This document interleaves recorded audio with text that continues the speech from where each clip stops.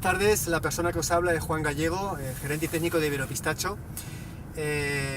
Hoy, en esta tarde, os quiero hablar del consumo del pistacho. ¿Qué es antes, el huevo o la gallina? ¿Qué es antes, el volumen o el consumo? Pues aquí no hay duda, aquí no hay debate.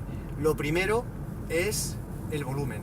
Hasta que no haya volumen en el mercado, cuando digo en el mercado nuestro, el volumen nuestro, está claro que el poquito pistacho que estamos comiendo ahora se está cifrando en 10-15 gramos persona año en toda la Unión Europea, que comparado con lo que se está consumiendo en Estados Unidos, 120 a 125 gramos, estamos muy lejos del consumo de los norteamericanos.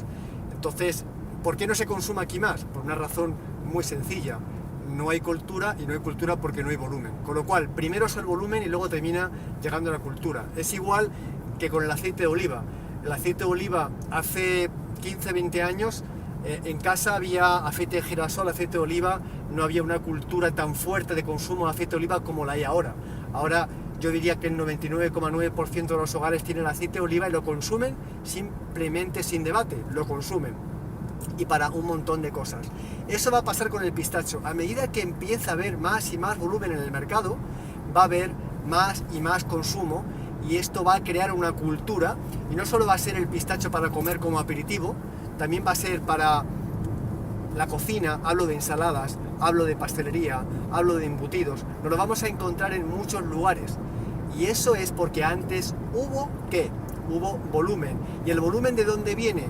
De poner plantaciones, y las plantaciones nos tienen que dar fruto, nos tienen que dar cosecha, y esta cosecha tiene que llegar a que esto termine introduciéndose en nuestro día a día y se convierta en un hábito, y en este caso un hábito saludable. Aprovecho para deciros que paséis a nuestra página iberopistacho.com, que os registréis si aún no lo habéis hecho, que paséis a nuestro blog, que tenéis artículos a vuestra disposición fabulosos, que paséis a nuestro canal de vídeos y os suscribáis, porque tenéis un montón de vídeos y estamos metiendo vídeos permanentemente pensados para vosotros, para que tengáis un mejor manejo del cultivo y por ende una mejor rentabilidad. Pasando pistacho.